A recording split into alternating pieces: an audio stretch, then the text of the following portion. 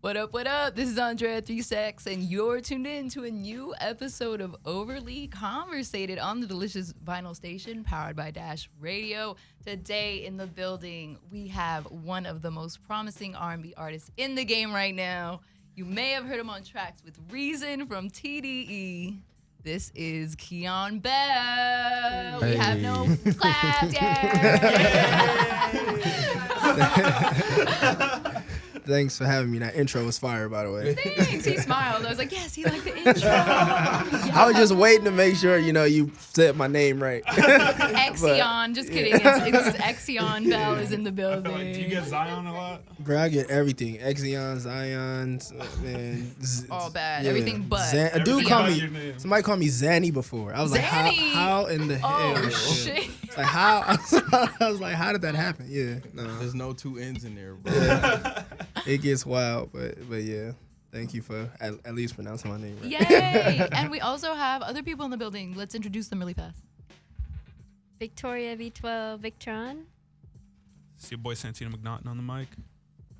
Straight R33KZ. DJ Drolix. Yay! Okay, so let's get to it. I read that Andre 3000 is one of your biggest influences. Yep, without a doubt. He's- Go ahead. I think Andre's like the best artist like ever to like walk the earth. Like one of for sure. I'm a huge Andre fan. Same. That's why I'm Andrea 3Sex. Yeah, I kind of got the correlation, but yeah. How did you first discover his music? I discovered Andre's music because I started doing like church music when I first started, Right. as does every urban singer, right? So I mean, I would listen to like a lot of gospel because my mom and my folks would listen to it, and I would always see his like videos on TV just without even volume on. He would always be like colorful, just wearing some type of fly outfit or whatever, and it drew me in. So then I started like researching the music, and then I got an uncle who was a huge Outkast fan, and I was younger, but he put me on like Stankonia. I loved that project, and I went back and researched everything else, and I just fell in love with everything from that, and then to ultimately like moving into other arts like fashion, interior decorating, movies, and stuff like that. So Andre is a huge staple, and I love Erykah Badu and the fact that they had like a thing, which is like, oh, all right, yeah.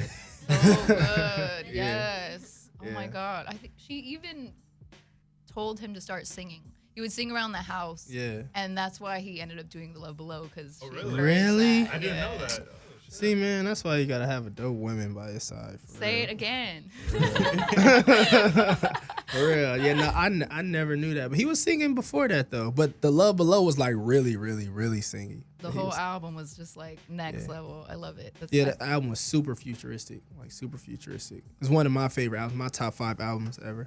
honestly, me too. I think it actually might be my very favorite. One? Oh yeah, Yeah. we had this debate, didn't we? I just love it. Anyway, enough about that. Yeah. You grew up getting in trouble a lot Yeah. at school. That's why you Yeah. have the X in front of your name and everything. Yup. I literally. Tell us about Girls Gone Bananas. I Oh, heard about Girls Gone Bananas in religion Jesus. class. oh, Jesus. How could you? All right, so look, man, it wasn't 100% my fault. It was. Nah, honestly, I don't know. I don't know how that happened. I don't know. But yeah, they kicked my ass right up out of there after that. It was a Catholic school. Catholic school, and we had like a religion presentation that we had to do. And the presentation was fire, by the way. Like our group spent so much time and effort putting that presentation together. So sad. And right before we had to present, me and my other friend was just fooling around with the camera, doing dumb stuff like just filming girls like flashing us or whatever. And we accidentally recorded this over the presentation, and nobody knew. So when it was time to present, we rewinded all the way to the start of the presentation, like, oh, we good? In mid-presentation, in front of the whole class, all you just see is girls in the class just with their chest out. What was the reaction? What did the kids and the teacher do? The kids thought it was hilarious. The teacher was like, get the Yeah, no, the teacher wasn't having it. Teacher was. It's funny because he was like super duper heavy set. So he was trying to run to the VH.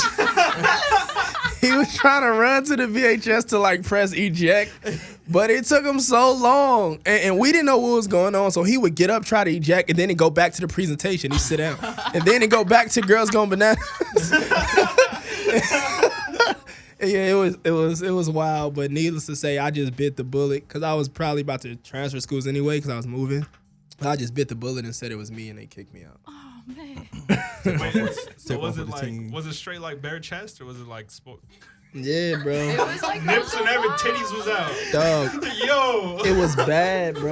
Like I I thought maybe it was just like sports bras or some shit. That's what Like, it is. it was a mix of shit. it was some sports bras, it was some with people with t-shirts under, and it was some with just straight full chest. Right now, I've had to tell my mother a lot of things when I had to explain to my mom. When I had to explain to my mom why I was getting kicked out, man. wait, bro, how do you ask that? You just said straight up like, "Hey, Girls Gone Bananas, show us." And your they did chest. it? Like you were that dude? Or what? Because most girls, yeah, he was Yeah, that that's what I'm saying. I mean, yeah, man. High school was interesting. We had a catchy like tune to go with it. Oh, that was what it was. Yeah. The catchy tune is Yeah, what did it. once That's you what heard, sold them. yeah. Shirts was coming off. Once you heard the Girls Gone Bananas jingle, You just couldn't help it. yeah, Take you your couldn't top help off. yourself. Yeah, nah. I mean, I don't know what 14, 15-year-old girls was doing at that time, but yeah, needless to say, they Wowzers. kicked me out for that.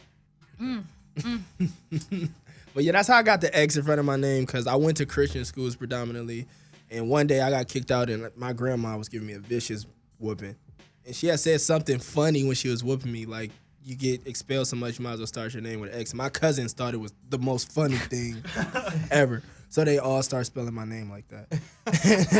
And I just ran with it. But yeah.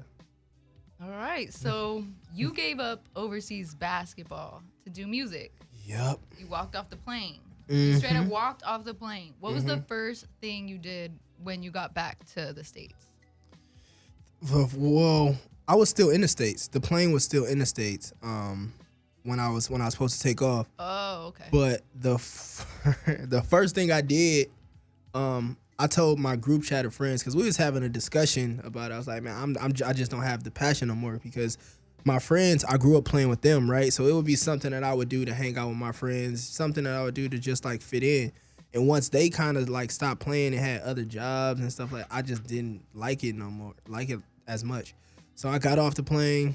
I literally sat in my apartment like, oh, what the hell do I do now? Then I text my friends like, yo, I didn't even go. And it's funny because they was like, yeah, we kind of knew. Like, we knew that you weren't going to go. Like, as weird as it sounds, like, suppose they had a side group chat like saying like, this nigga. They had a side group chat like, yeah, this nigga, he about to blow it. He's not going. So, yeah, I ultimately just stayed. And it was like, I mean, we could tell, so. But since then, the music has been paying off. So, How did you transition from basketball to music? I've always done music, right? I always was the basketball player whose music is kind of good. And when it's crazy now, because when I tell people I used to play basketball, they're like, "No way!" I'm like, I don't look like it. I don't look like But I was always like the basketball player that was like, yeah, Xian, he's kind of cool. Like, his music is kind of cool. And then, you know, less time on the court, more time in the studio. It kind of flip-flopped, I guess. So Nice. yeah, I dropped a couple mixtapes like in college. That were, Pepperdine, right? yeah, Pepperdine and Missouri, both, Oh, and they were dang. like the reception of it was like really good, really well. Like Wale had tweeted one of my mixtapes one time. Damn, that's What? tight. Yeah, this is a long time ago. Dang, yeah. Yeah, How did that feel? it was crazy. Cause I played when I was playing at Missouri, and we was playing like a huge like game, and the announcer had said something about like me in a mixtape I just released, and I guess while he was like watching the game. Whoa. He just happened to be watching the game. He's like, hey, we were good. We were like number 2 in the country at the time, or so. It was a marquee game, and you know, Okay. musicians are all like sports fanatics. So he was probably just watching the game, and then the announcer said it, and he checked it out, and he like tweeted that's it, pretty retweeted. crazy. And this was a long time, but this was when like you had to get media fire links and like like you had to like download the whole zip. Like He was yeah. dedicated. He really wanted to hear your This shit. was before the streaming era, like Yeah, for you sure. was amped to hear that. Yeah, I don't. Yeah. He didn't like tweet the mixtape link. He like retweeted like my like post, like my link. That's But, still yeah. crazy. You got to get retweets, I'm sure. Yeah, that was wild. That was crazy. And he was like one of my favorite rappers at the time. So that's when like MMG was like bubbling. So yeah. That's super exciting. Mhm. So, Yep, we did. It's crazy that you bring that up. It's probably why I'm rapping now. But but we have on record known as like the biggest like upset in NCAA history. We were a 2 seed and we lost to like a 15 seed. We're like the only team to ever do it. Well, when we did it, we was the first ones to do it. But yeah, my tournament experience aren't the best. But yeah. I was gonna say he's a hooper though. I know you was a hooper. well, he was bro. overseas and like he was legit. He was out there. I was really good. I was really nice. That's why like and when I stopped playing, it wasn't like I got an injury or I was too old. I was Over it. Yeah. Over it, Yeah, I just walked away from it, and it like blows so many people's minds because professional basketball is such a sought after profession, right? Yeah. But like for me, I've always been more in touch with like the arts, not even just music, but just creating. So although it's a dope job, it's a very, very dope job. To me, it wasn't my dream job. It wasn't it as far as like long-term success and where I saw myself 5, 10, 15 years down the line, it wasn't being a 40-year-old dude with bad knees. like that wasn't the wasn't vision. it. That wasn't the vision, yeah. So ultimately like I walked away from it and decided to just focus on like what I wanted to do per se. So I'm interested in how you met Reason and what your first impression of him was. you know what's crazy? I met Reason, of course, through basketball because he played sports too, and we would always play basketball against each other and you know argue sports and music. But he has a twin brother, right? Oh, So wow. when I first met him, I actually met his twin brother. So So it wasn't him. It wasn't him. But me and his twin brother got into a heated argument Oh, shit. at a cookout over Lupe Fiasco. Oh, that'll do it. Yeah. You Lupe had will do debates. that, bro. Yeah, no, because Lupe has a core set of fans, bro, that are like, It is serious. Dude. Diehard, like Yo. crazy. it's serious. ridiculous. And Reason is like malmannered, but people don't know his brother. His brother is like turned up and like strong. His brother coaches football right now for Oregon. He used to play football, so he was arguing, veins coming out his neck. About to swallow at the cookout over Lupe. For real, like, and Wait, what was the argument about though? Like, because we were talking about albums, and I think the album was Lasers. That was oh, when that he was a dropped. terrible that album. shit was Atlantic. trash. Yeah, Yeah, it wasn't that good. It wasn't. And I was saying that I liked it. And he was like, "It ain't messing with the cool and all that." And I'm like, dude, yo, calm your strong neck, like calm down. And so like me being the person that I am, I kind of like held that over him. Like I was like, I don't mess with Reason like that. But little did I know, I didn't even. That wasn't even real. It wasn't even him. So you see him in the streets like, Yeah, this fool. yeah. I see. It's crazy because my best friend has a best friend who's a girl, and that was Reason's girlfriend at the time. So my best friend would always bring like his friend around, and Reason would be there. Like we'd be at Dave and Buster's and stuff, and he'd be like cracking little jokes. I would purposely not laugh You're like, that was funny. Petty over here. because of Lupe like 2 years ago. Like yeah, no, but that's how we met. And then one night I seen them together, and I was like, I'm not cool with this one. But it's funny because we all look back now, but now we're all like best friends. It's like a group of 7 of us, and we're literally like super tight. See him across the street. Hey, yo, fuck the cool. Right? It's lasers cut. Lasers for life. Yeah, but nah, that's how we met, and we would argue sports music all the time. And he was one of the people actually that I would talk to about like quitting sports. And when I first told him I quit, he was like, "Bro, what the hell?" Like he couldn't believe it. So, But yeah, Oh my god.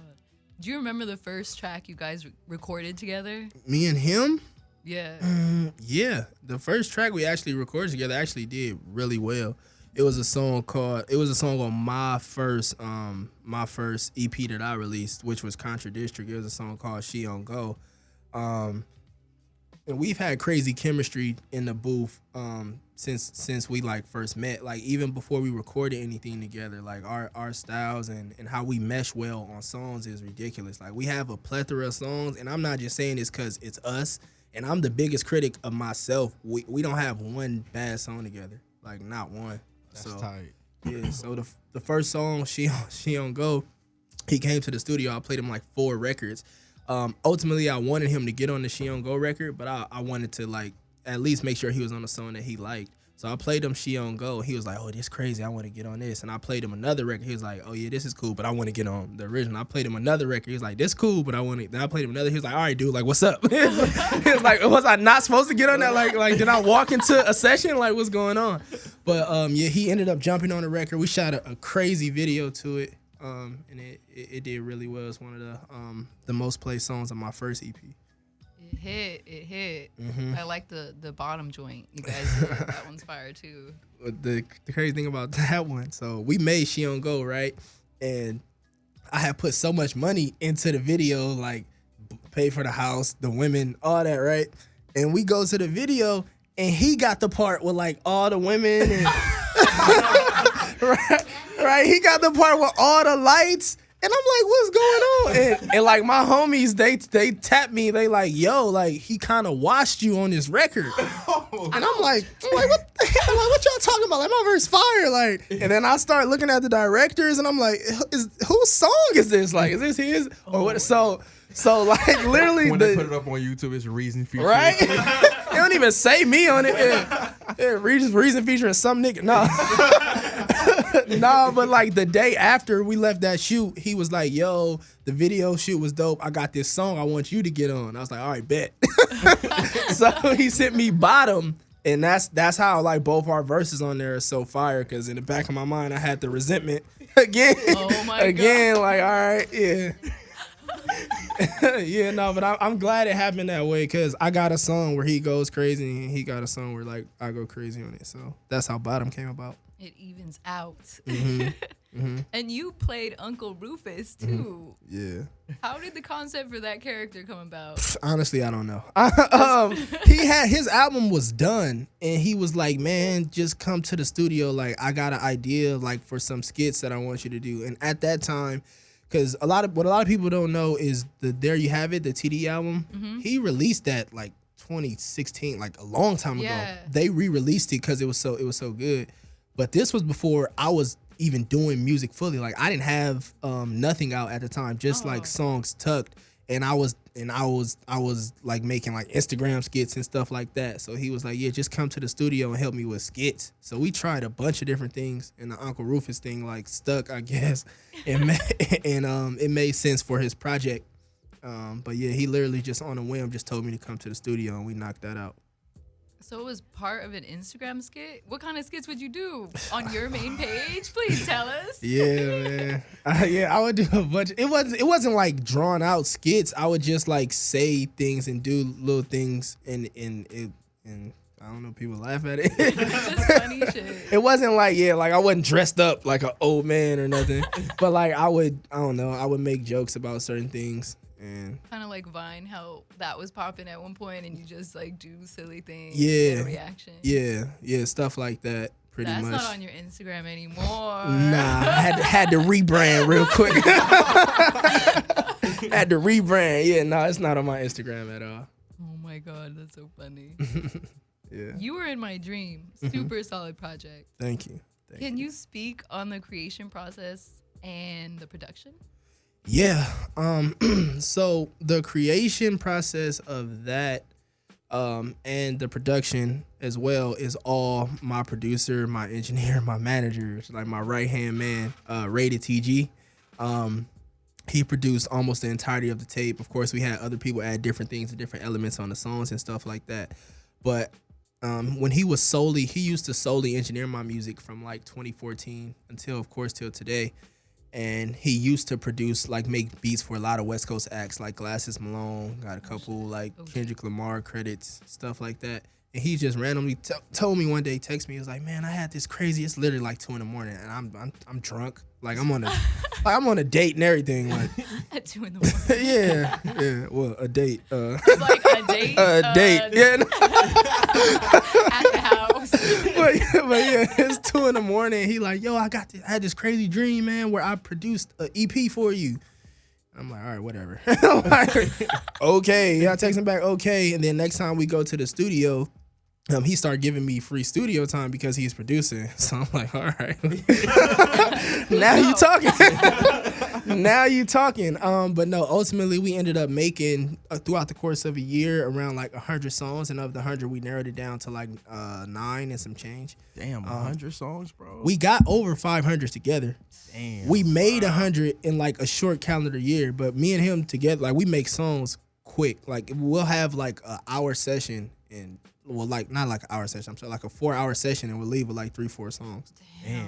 Yeah. That's crazy. crazy. No, that's like Tupac status. No, really. I just did. I'm shooting a show right now for Red Bull where they like paired me like with other like engineers and stuff, and they gave us like 5 hours to make a song, and I only made one, and I was like, I felt so failed. Like I was like, oh my god, like what is like I felt so defeated because usually when I work with him, like literally we'll make a song. He'll have the beat done in 10 minutes. I had the lyrics done in 10 minutes. We'll record it 10 minutes, then we'll look like, do we like this? Do we want to keep going? Let's make something else. Like literally, like so. Our chemistry and the way we work is crazy. Yeah, I mean, with a different engineer, you're not gonna have the same results. It was different engineer, different producer, different studio. It's like I felt sick to my stomach. Like I felt dirty. He's like, I'm sick. I felt I'm dirty. out. Like I got caught cheating or something. Oh my god. Was it a good song at least? Huh? How did the result? No, come the out? song's good. The song's Yeah. fire. I've just never made a song that slow in my life. But the song's really good. The song's really good. Are you into dreams and the subconscious at all? Because I love, I'm super into like lucid dreaming and stuff. Did that affect the title? I know you said it was like your producer told you that, but. Yeah, no. I suffer from I don't know why I'm drawing a blank right now. Insomnia? Yeah, sleep insomnia. And you know when you suffer from sleep insomnia, I don't know why I can't think of the terminology.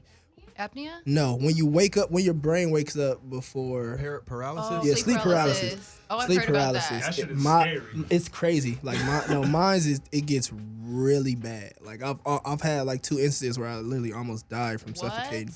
What? It gets really When bad. does this happen? Like when I sleep, like one time when I was in Italy, I was sleeping like face down, and the girl that I was dating, she was out there with me. But before I went to sleep, she was like laying on me, and we were like watching TV. Then I drifted to unconsciousness in a way that I felt like I was literally suffocating on the pillow, and she was like laying on me, and she didn't know. Oh shit. And it's like I'm up, but my body like won't move. Oh, Yeah, so it got real bad. Then like luckily like last minute I like woke up, literally like pushed her damn near like off the couch. But I've heard about it. It's like what, 30 seconds or more? it's not a time frame. It all depends on how you like react. Like if you're panicking and stuff, then it gets real bad. You get into weird positions, and then that's how you suffocate. What you're supposed to do is just like stay calm and like breathe. But it's so weird because you start tripping and seeing things like you're dreaming. So like a pile of clothes will literally look like a person walking to you. Like hallucinating? Yeah. Because your brain is What just the going crazy at that hell? point in time. Like you ain't really controlling it. Oh, that is so scary. It's ridiculously scary. It's- Can they do it's fucking something for terrifying. that? Yeah, they give you honestly. pills. No. They gave me pills, but I don't take it. It's pills for insomnia, not necessarily Paralysis. yeah, the paralysis. They have a pill for everything. They do. So that, if it doesn't even help for that in particular, then they don't really have a pill for that. But paralysis is a huge side effect from the insomnia, though. So if your insomnia is cured, then it's the paralysis is supposed to help. But yeah, no. That's good to know. I mean, I get sleep paralysis, but it's always when I sleep on my back, Yeah. Well, yeah. Yeah. Mine's just when I sleep on my stomach. on your stomach. But yeah, it varies. Like some people, it's their side. But no, that shit is scary, bro. Yeah. No, but back to it. So do you have like really in-depth dreams, or like do you write them down? Yeah, I'm into all that as far as like, you know, dreaming, spiritual warfare, your spiritual numbers, like as far as if you're like aligned, spiritually aligned. When I feel like I'm spiritually aligned, I'll notice like numbers in sequential order. That's me too. So I like, keep seeing 444, 333, 1111. do you like Google those and see what Yes, they like I mean? do. It's like angel numbers and all this stuff. I'm just Yeah. like, I keep seeing them all the time. It's freaky. So go ahead though. So like yeah, so the title and like mostly what the project is like really like about, it's like during like the start of the project, it's more so like just a continuation of my previous project as far as it being like turned up, a young dude like doing like pretty much what he wants to do. Then halfway through the project you get the Cupid show code, which is an interlude, basically, you know, him like falling for a specific like woman, and that was like a true story. It's like literally I was like dating a girl, we like broke up, whatever, and then like I kept like dreaming like about, you know, about like her and our like instances and stuff like that. And that's why like halfway through it goes from like me focusing on me to then me like focusing on trying to get like my relationship back on track, and not even just like with her, just with myself, with like myself spiritually, with everything. But yeah, that's how that came about. So it's kind of like a tie-in to all that, from the dream that I had before the project, the dream that the producer had, and then also the sleep paralysis too. Crazy. Yeah. What I liked about the project is it sounds like soft on the ears, like it sounds good, like Cali music that you could ride to. And like, what was, I guess, like you guys processing, I guess, curating the sound, like. So going in, and it's crazy because I'm from California, like literally Crenshaw district of LA. I'm not influenced by much California music, you know, like I'm influenced by the people and the artists for sure, but my sound not necessarily. And I would tell like TG that, and we would have those conversations and stuff like that. So that's how it kind of like came to what it is, just trying to make sure that we sound like different and stand out. I don't necessarily want to be like the type of, it's nothing wrong with that type of artist, but I don't want to be the type of artist, you know, where it's you hear a specific type of beat when you hear a West Coast artist. It's the two-step, you know what I'm saying? There's nothing wrong with that. That's just not me. And I want to be like true to myself, you know what I'm saying? Like I'm into eclectic artists. I'm into instrumentation. So I wanted to make sure when I tell my story, like all that is in the music. And yeah, it's dope that you say it flows well and it's good on the ears, because that's something that we tried to focus on for sure. That's facts. You don't write down your lyrics.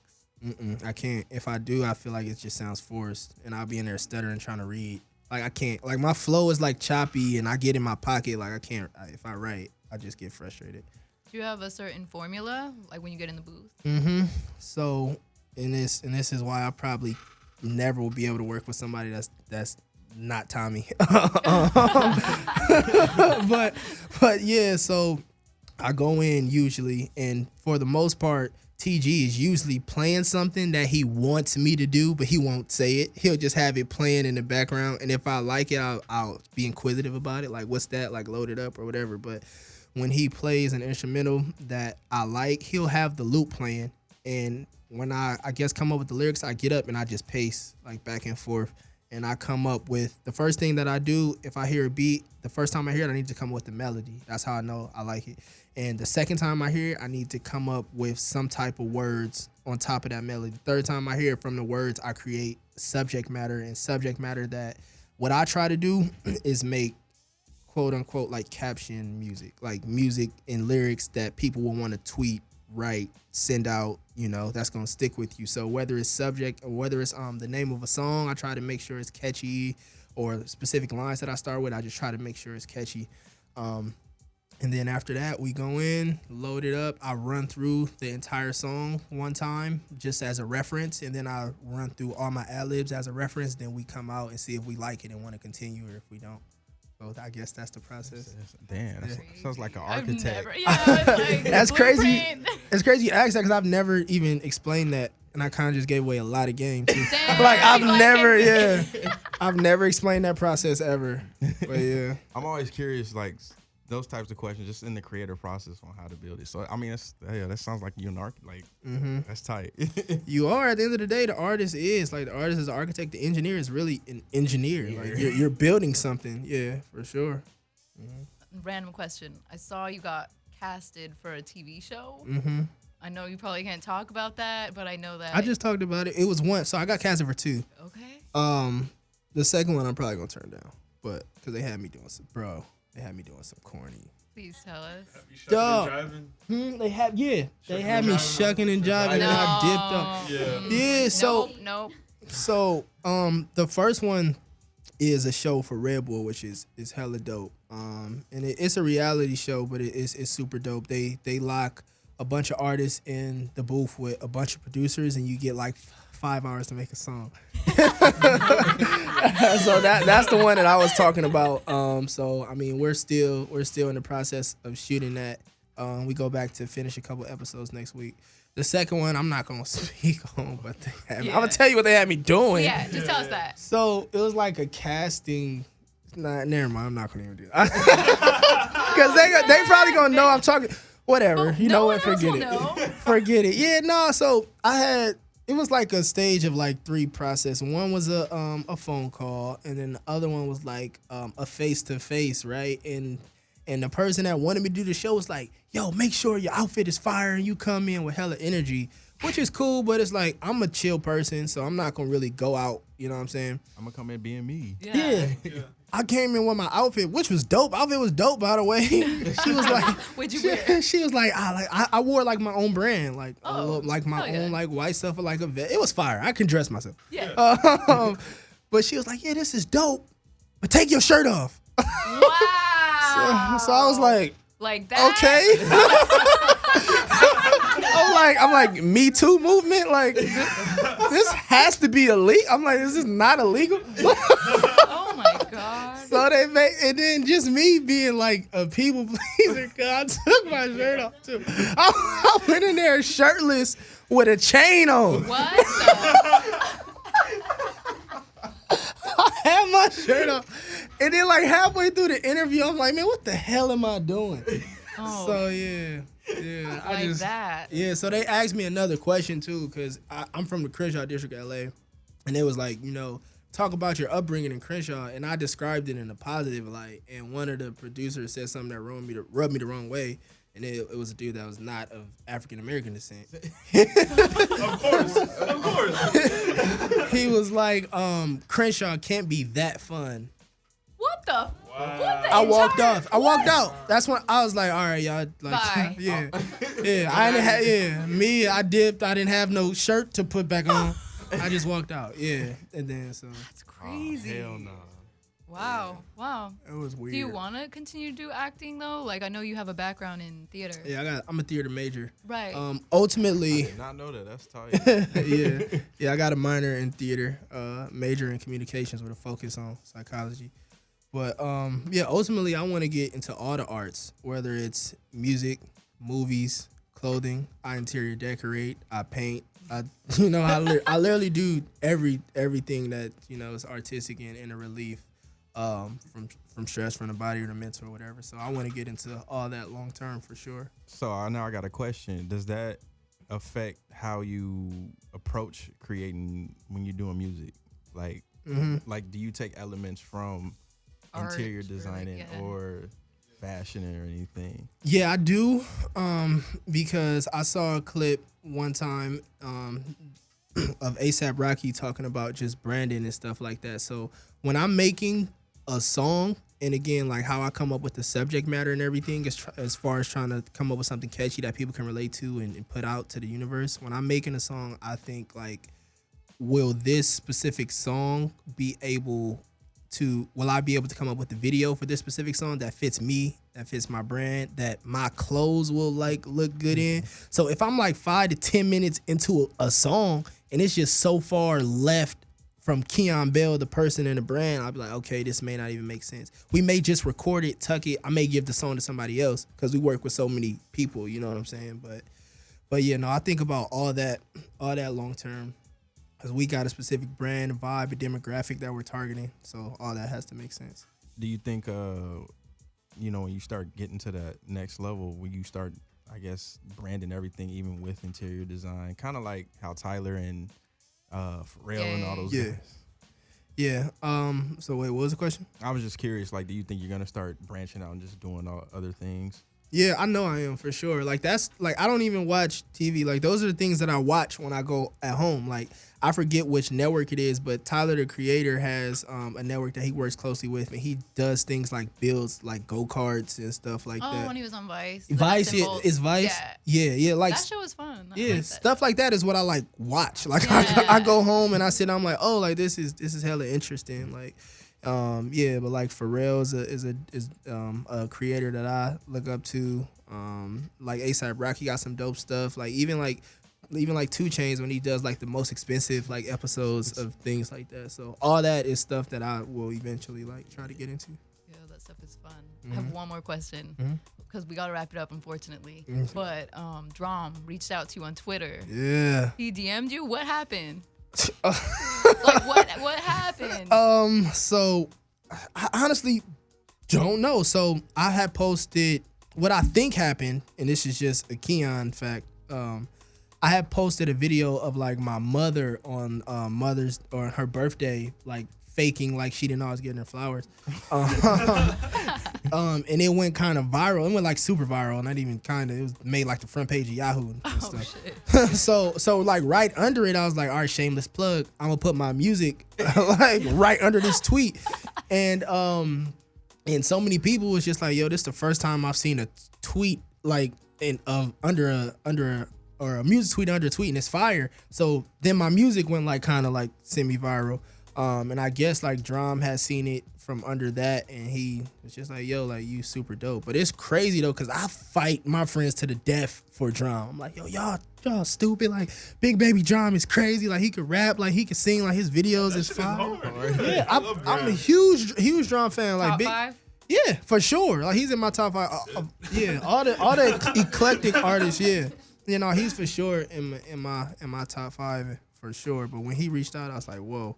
But yeah, I guess he found it under that tweet. I honestly don't know. And he just said you're tight. Or Yeah, he was like, you're dope. I responded back. We had like a little small like conversation. I'm not gonna sit up here and act like, yeah, we got a project coming. you never know. You never know. Something in the works. Yeah, no, we had like a little semi just conversation, but it was dope that he reached out in the first place. So he like followed me and everything, which was dope. That's legit. Yeah.